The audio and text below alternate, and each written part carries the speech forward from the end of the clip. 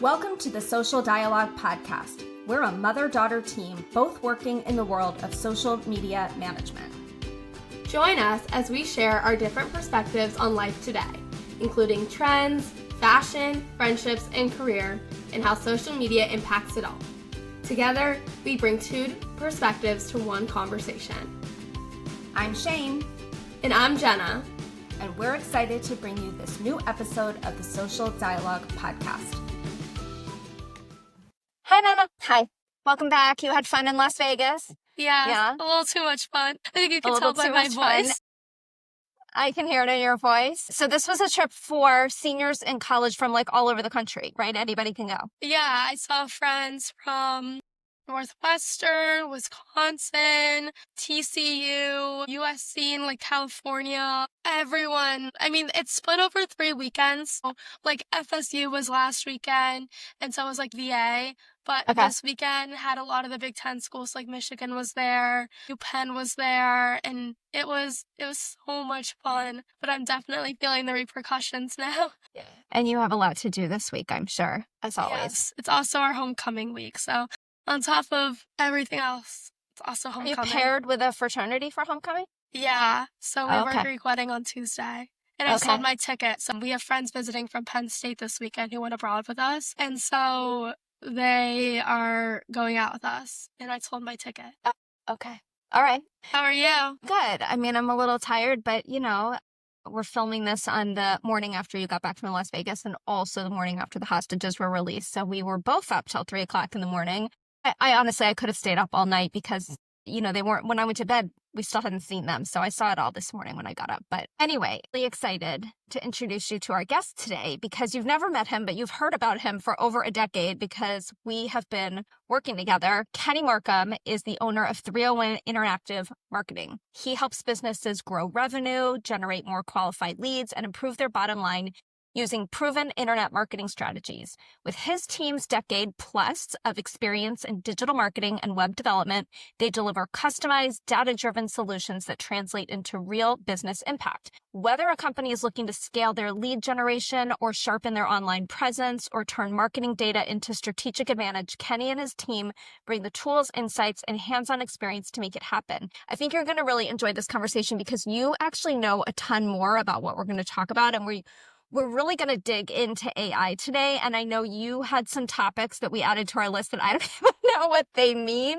So I'm excited because this one's going to be probably more technical than our other conversations, but I'm excited that Kenny's here. Kenny, welcome. We're glad you're here. Thank you. Yeah, thank you for having me. This is going to be fun. Yeah. So Jenna, Kenny and I recently partnered with another colleague and taught a workshop. We've done it 3 or 4 times now for small business owners who are trying to up their marketing. So I deal with social, he deals with web and SEO, and Kim deals with PR. And so at our session last week, he was not all over the place. He was just like way above my head and all the AI stuff he was talking about and everything that's new. And I was like, we got to bring Kenny on the podcast because Jenna knows a ton about all of this. So I'm going to kind of start, Kenny, I'm going to open this up with a conversation about search because I know you and I, when we work with small businesses, when we're dealing with social, we're always trying to drive traffic. And then, you know, we always say, I throw the traffic and you catch it. And so we can look at the analytics that you share in our monthly meetings to see how we did. So I just kind of want to talk about like where we are coming from with search and then kind of where it's going with AI. Yeah, definitely. Yeah, I mean, this AI is definitely changing the way that we've done search for, you know, the last decade plus. And as you know, on search, it's always been about what we call the blue links, right? So when you're on a Google search, you're doing that and you look for the blue links because that's what you click on to take you over to, you know, the website that Google is showing you the result for. And that's changing because ChatGPT doesn't give you blue links. And so it's really changing from the blue links to what we're calling, intent or earned links. There are still some links in there for ChatGPT, but they're not as obvious. And even in Google's new, what they call AI mode, it's referencing, citations and content and not really giving you links to go out to. It's actually giving you that information there. So It's going to be a little more difficult going forward because we're not necessarily looking on Google Analytics traffic reports to see, hey, what is the source here? Where did the traffic come from? It's going to be a lot more about, the data that these AI engines are giving us in results. So it's going to be more about earned content, earned link. When you say they're pulling from all of these, from these different things, these earned experiences, where are they pulling from? How do you earn that? How do you earn the right for ChatGPT to give your credibility, your link, your website? How do you earn that? So then when somebody's searching up, I want to wear a pair of shoes to, I don't know, a bar bat mitzvah, like, how do you earn that your shoe is the one that gets pulled up? So what we're finding, and I'll kind of twist that a little bit to more of a contractor space or a home services contractor space, because that's what we work in quite a bit, is they're not necessarily going to reference your website or even your Google reviews. They're going to reference like third-party citation sources. One of those sources that's out there now, it's called 3 Best Rated. So if you're looking up, hey, give me 3 painters to paint my house. I'm looking for the 3 best rated painters or the top rated painters near me, something like that. This 3 best rated website, ChatGPT is going to pull information from that site to show you those. Another one is expertise.com. They'll look at that website, which they're referencing as a citation, and then they'll show that in the results. So similar probably with your shoe example, they're probably going to look at, other websites that review shoes.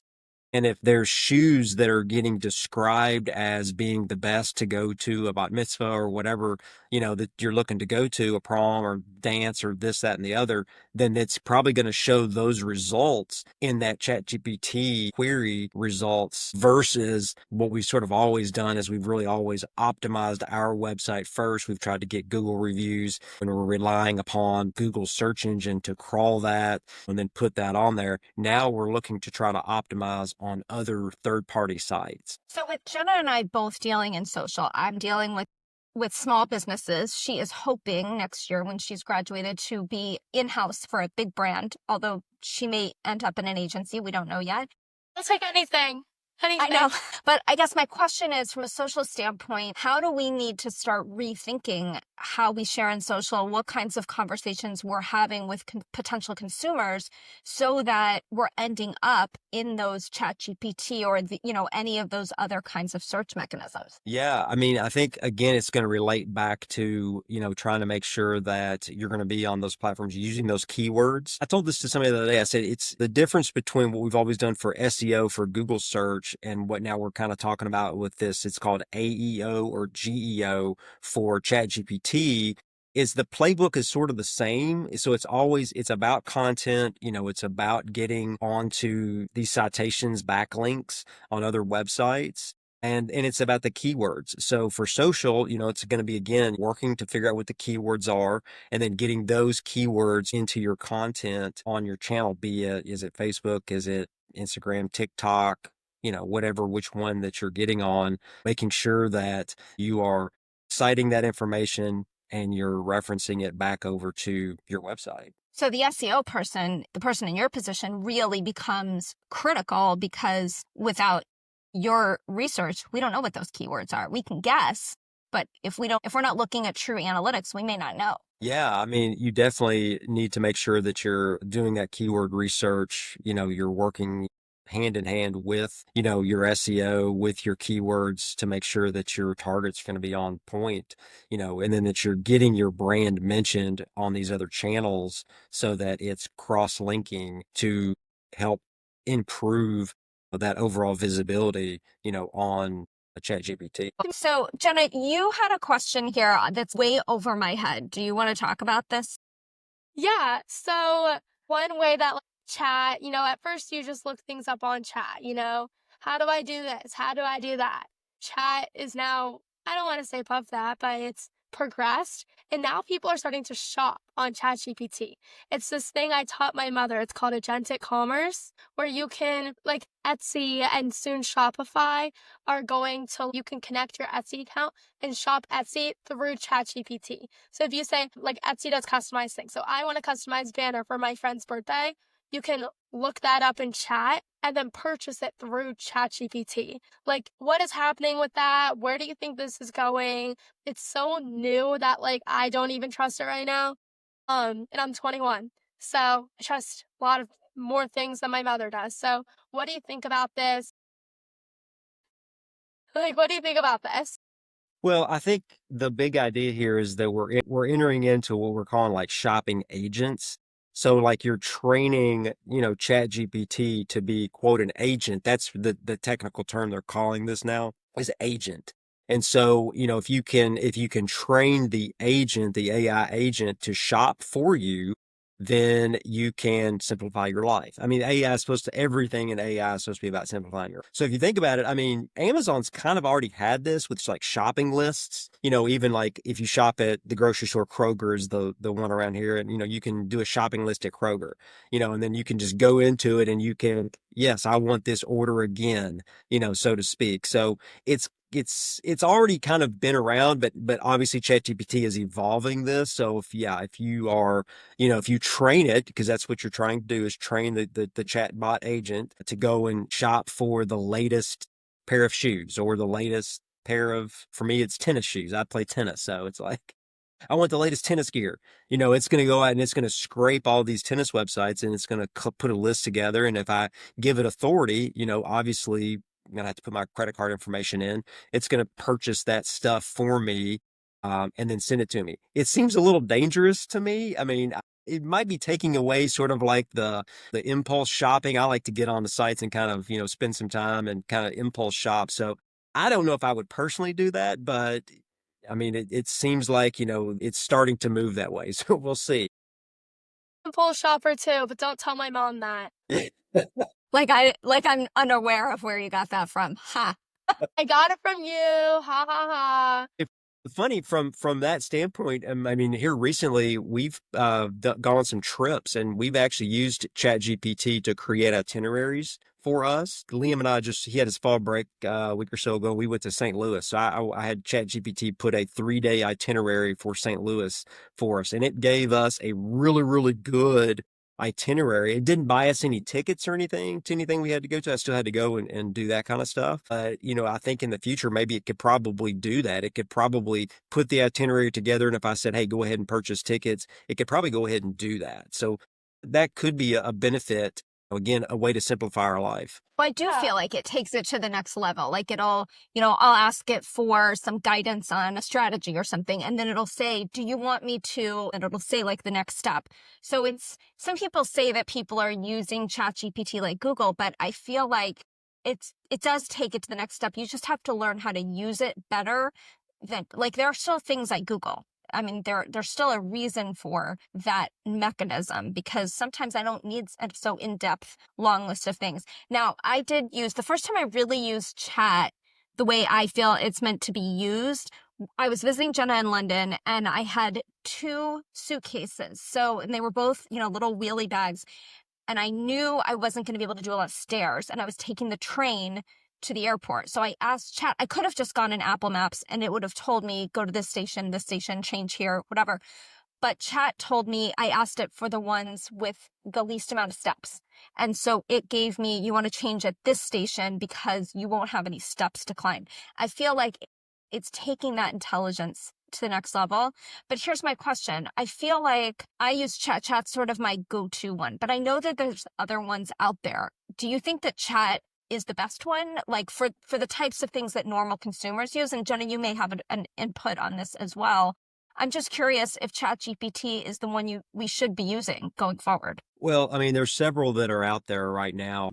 And ChatGPT is sort of like the Google of them all at this point. They're sort of pulling the market share in, but there are other specific ones that have like specific purpose. So one is called Claude, and it's more for like programming. So sort of these programming engineers that are out there, they're probably not using ChatGPT's engine. They're probably using the Claude engine to do what they're wanting to do. There's a couple others out there, as Grok is one, Perplexity is another one.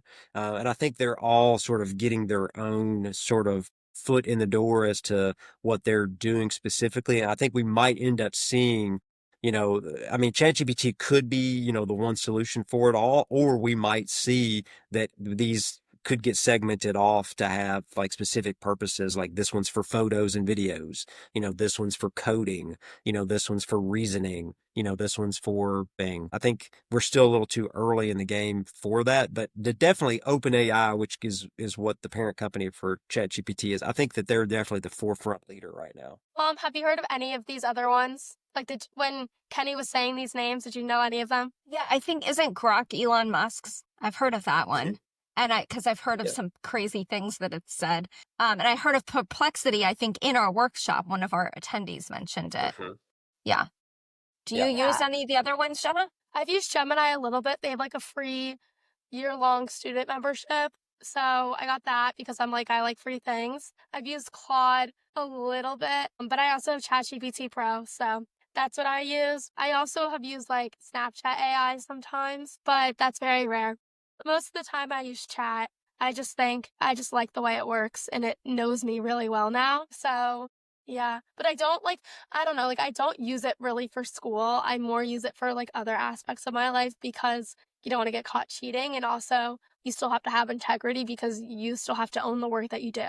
So I don't like to really use it for school that much. I just don't think it's the easy way out because teachers are catching on. They've been catching on. There's so many obvious ways that you can tell someone is using chat. Your language is a huge one. Like chat uses certain words that like I would never say in my vocabulary.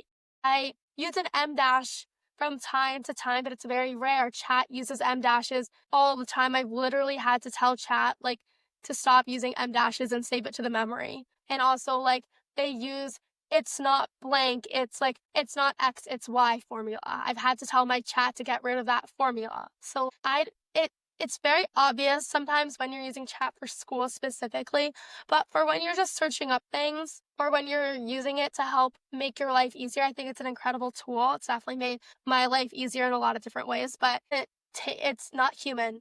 You can't take out, like you still need the human in there, especially for a college kid. So students, make sure if you're going to use chat, edit it heavily.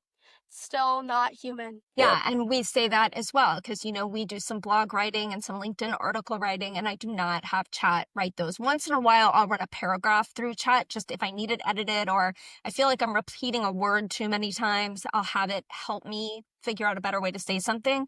But that's not why our clients pay us. They pay us for our specialty and expertise in writing. So that's what we do. And then when we're working with a client that also works with Kenny, then we take the keywords that he's telling the client they're using and make sure those are threaded through into the social campaigns, the LinkedIn articles, and the blog posts, because all of that has to work together. One thing that we learned in the workshop, this was kind of cool. And Jenna, I have no idea if you've seen this yet, but Kenny was showing us, he's been working with this plumber for over a decade. It's like one of your oldest clients. And so he's, he knows everything on that website, like every single word, every single code, everything is on that website. And he showed us in the workshop what their website of the future is going to look like. Kenny, will you tell us a little bit about what that is? Because it sounds like that might be the trend that we're going sort of following in this AI landscape. Yeah, so we've got this client, and for a long, long time, we've been helping them kind of develop their own internal, customer relation manager program. So there's a lot of ones that are out there that are pretty expensive. I'll just mention one called Service Titans, one that a lot of contractors will use. This client, they didn't want to use Service Titan because they didn't want to get stuck into using a software as a service forever. And so we have been working together to kind of build him this basically online, we call it an online price book of his services. And what we're eventually getting to, and AI has kind of helped us get there, is we're going to come to a day, hopefully here in the next month or so, to where when you go to this website, it's going to basically you're just going to ask. You're going to ask, and it to diagnose your problem. So you can go into this and say, hey, I have no hot water. What should I do? And the engine that we're building behind this, which is built on ChatGPT's large language model, is to get to the point where it can diagnose the issue, give that person a price, and then let that person schedule it on the client's scheduler. And we think that could potentially be a way that these service contractors might work in the future, as to where you might just go to this website. It could be plumbing, could be painting, could be electrical, roofing, whatever. And you basically just ask it to diagnose, price, and schedule. I wonder if it'll change in the industry. We were talking about shoes. Like, what if I went to the Stuart Weitzman website and said, I need a pair of 3-inch high black pumps to wear with a cocktail dress? Like, instead of me scrolling through all the pictures, maybe I type in what I'm looking for and then it serves up the options. I don't know.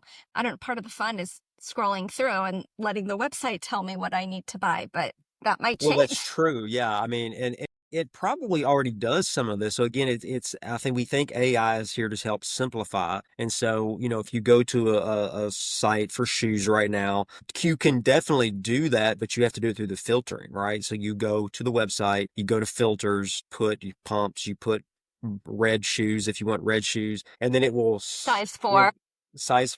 It will filter your results. So I think it's there now. It's just a matter of the programmers programming it in to allow you just to go to that site, type in what you want, hit enter, and then it goes. Or, like, as we're seeing, it's more voice, right? So you just go to it on your mobile phone and say, I want this, and this, find, and then it voice searches, that information, and then shows you the results instantly. This is fascinating. So one of the things you've been talking about recently, I know we have been with the small businesses pushing Google reviews for, over a decade. With AI and all of these platforms, I know you've said that they pull from other places, namely Bing, and that Bing, one of the places they are pulling from are Yelp reviews and Facebook reviews. So can you talk a little bit, because I don't think it's just for small businesses. I think it's going to affect large brands as well, about that whole review thing and what companies need to be paying attention to. Yeah. In fact, I was just having lunch today with a painting contractor here in town, and he had been working for the last year to really bolster his Google reviews. And I think he's up to over 200 Google reviews now. And I said to him, man, have you looked at Chat GPT yet, just to see what it's doing for you? And he said, a little bit. And so right there, I pulled it out and I said, show me the top painting contractors in area. And ChatGPT knows where I am. It knows my zip code. So it automatically pulls that up, and it gave me the top 5. He was not in the top 5. And he looked at him, and we're looking at it, and he goes, man, I have more Google reviews than all 5 of those people. And I said, yeah, but you know what? ChatGPT does not like Google. They're direct competitors. So you can't put all your eggs in one basket, or I guess you can't put all your stars in one basket and think that Google reviews is where you got to be at. You've got to be on other places. And he was like, well, where should I be at? And so we looked at them, and a couple of them were what I mentioned before, this 3 best rated, expertise.com, but a few of the other ones were Yelp reviews, and a few other ones were Facebook reviews. And we know that Bing actually pulls in Yelp and Facebook reviews because Bing doesn't have their own review system like Google has. So, my suggestion to him, and really to anybody at this point, is to diversify where you're getting your reviews at. Still put some in Google for sure. But if you already have a lot in Google, more than your competitors, switch it over. Go to Facebook, go to Yelp, go to some other review sites and get them to put their reviews over there. Can a company, like, let's say I send one of my clients a message and say, hey, you gave me this great Google review 3 years ago. Here's what it said. Can you, and then just ask them to go put it in Facebook? If it copies and pastes, it's the exact same thing. Is that a problem? Yeah, you don't want to do that. I mean, you could ask them for a different review. I would not copy paste because they don't like, that identical duplicate content. But yeah, I mean, you could definitely have somebody put a review in 2 different places for sure. Kind of like switching topics, looking towards the future, like what are the new trends, both in web design and social media, since we are a social media podcast? What's coming? What can we kind of expect on the horizon, especially for someone more my mom's age who takes her a little bit longer to start learning these tools? Hey, let me tell you something. Terry, who works for Kenny, showed me how to update the website with the podcasts, and the podcasts are all in there. Thank you very much. So Yes, and but everything's on YouTube too. And who launched the TikTok account this weekend and put up a video of you from 6th grade? That's right. That was me. yeah, which you didn't tell me about. Okay, anyways.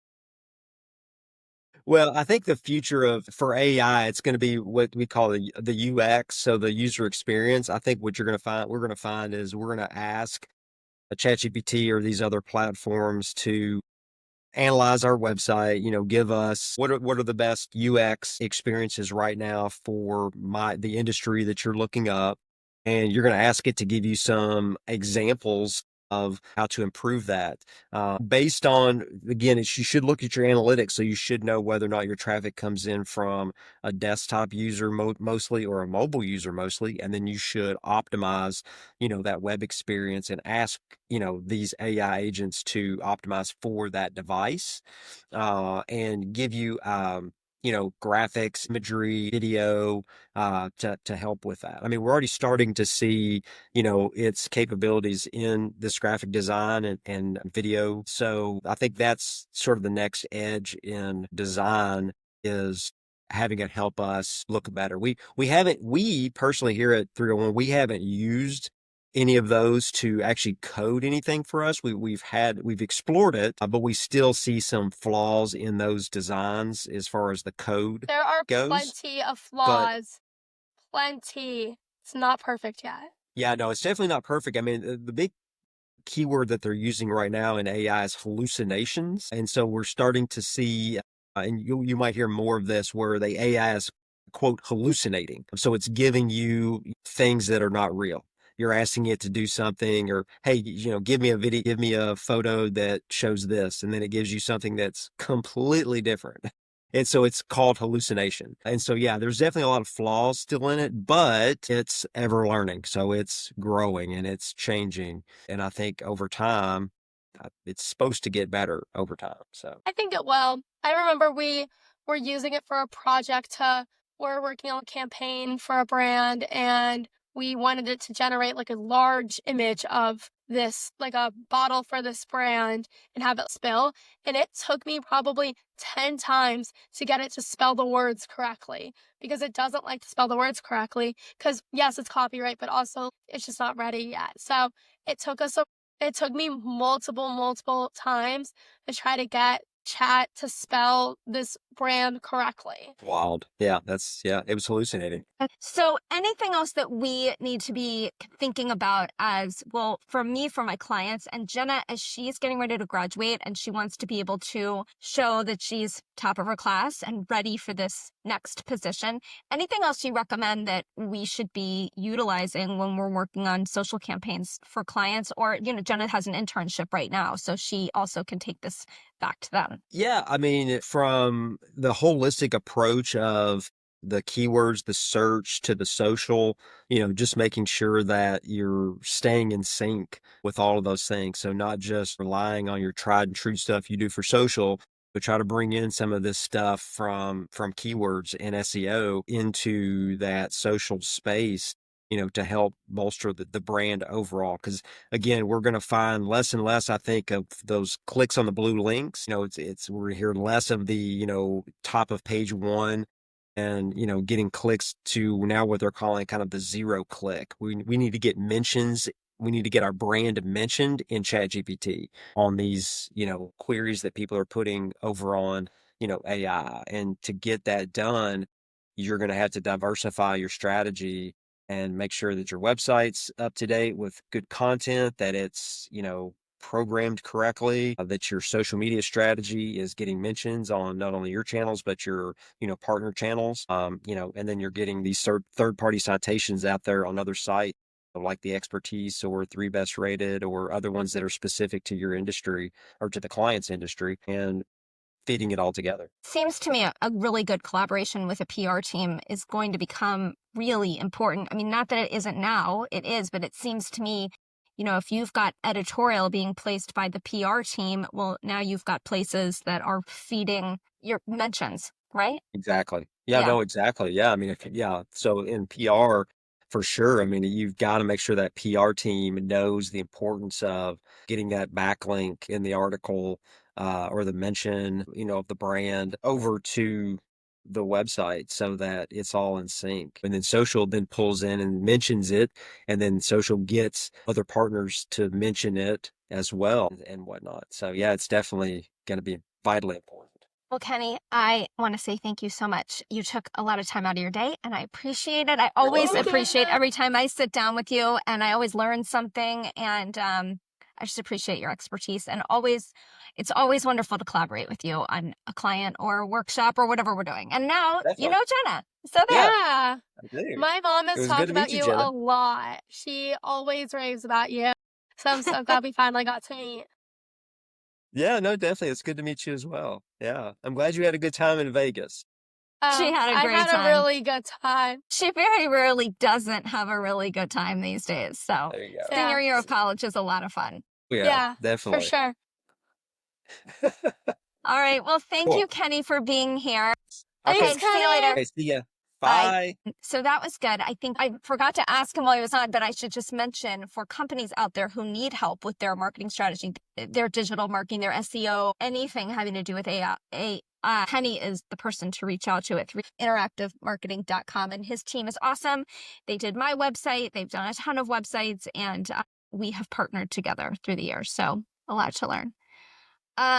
Do you have any fun social media trends that you are excited about? I'm going to be so honest. My entire For You page has been full of Vegas. So the Yeah. trend has been, the trend that I have been seeing, again, on my For You page has been Senior Year Vegas. Also, Herbstreit's dog, Peter. Yes. Also on my For You page. So cute. That's I love him. My For You page is dogs in Las Vegas right now. So don't think I have the best social media trend this week, but if you're going to Las Vegas, there are a lot of TikToks out there for you. Peter is the best part of college football. So Obviously, and Taylor. yeah, Taylor's not college football, you Nimrod. Taylor's at the NFL. All right, so I've got, let's see, I looked up. So this one actually is not that funny, but it is an issue, and I'm going to bring it up today. Let me tell you about my social media parent Facebook group thing for today. It's actually not a funny one. This one is actually quite serious, but it is constant. There are constantly parents on the Facebook groups asking, does anyone know of a calc tutor? Does anyone have a tutor for statistics? Sometimes it gets so detailed, it'll be like, does anyone have a tutor for ENG 2185. So first of all, I don't know what classes you take. And even if I do, You do know what class. I know you take like a graphic design class, and you take like some kind of, right now you're taking a portfolio class, but like last semester, I don't know what you took in London. I have no idea. I know some of what your brother is taking, but not all of that. I think he's taking 4 classes. Yeah. But I don't know all of his classes. And like one time you took that music class that I referred to as the Taylor Swift class. There was musical War and Peace, and then there was also makeup class. Yeah, there was math the makeup, decision beauty. the math class. So at Indiana, if you are a future Hoosier, you should know almost everybody in that university is to take finite math.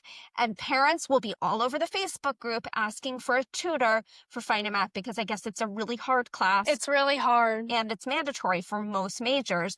And our friend Susie will chime in anytime somebody says, can they take this at like the community college? And she's like, no, I had to take it in the 90s and your kid has to take it now. Yeah. She really made her daughter take it at IU because she had to. So, but your major got to take, what was the name of the math class? Math of Decision and Beauty. Right. So we call that makeup math. Math is not a strong suit, but we have to use it. We have to know how to do it. Statistics are important. I use chat for that sometimes, frankly. I guess that's true. But it's important. And my friend Stephanie, who's going to be on the podcast in a few weeks, she would not approve of us not understanding math. So we do have to use math and have to understand things about math. Even if we don't know how to get to the answer, we have to understand the question enough to know what to ask. So anyway, when I was a junior in college, I got a paper postcard in the mail from the University of Florida that said, take another math class or we're sending you home. So I found a computer class that qualified for math, and that was it. So anyway, The purpose of my Facebook group comment here is if your child needs a tutor in any class, there are all kinds of resources on that college campus. And your guidance to your kid is not, let me go on the parent Facebook group and find a tutor for you. Your guidance and coaching should be, can you check with this office? Can you go see your TA and ask for recommendations? If you're in a friend. Ask a friend. If you're in Greek life, ask an upperclassman. Or even if you're not in Greek life, if you have a friend who's older, ask, did you have a tutor in this class? Who'd you use? Google it. I mean, something. There is a resource on that campus, and part of why you guys are in college is not just about your GPA. It is to be resourceful, find the answers to questions. Is it easier for me to go on Facebook and ask a bunch of parents? Maybe. But what did I teach you then? That you don't know how to do this? Don't know how to take control of your own GPA? No, that's bullshit. You as the student need to find the tutors on campus. You are not in middle school, and it is very important. So this is my recommendation to the parents on the Facebook groups. Stop doing that. And if you know so much as to the professor's name or the ENG, whatever, the code for the class, like, get a hobby, honestly. Like, it's enough already. And I don't know any of my codes for my classes. That's so weird. I barely know my codes for my classes. So why does a parent know? Yeah. Right. It's not good. Thanks for joining us on the Social Dialogue podcast. If you liked today's conversation, be sure to leave us a 5-star rating and a review and share it with a friend. Keep the dialogue going with us on social. Find us on Instagram, TikTok, Facebook, and YouTube. I'm Shane. And I'm Jenna. Thanks for listening.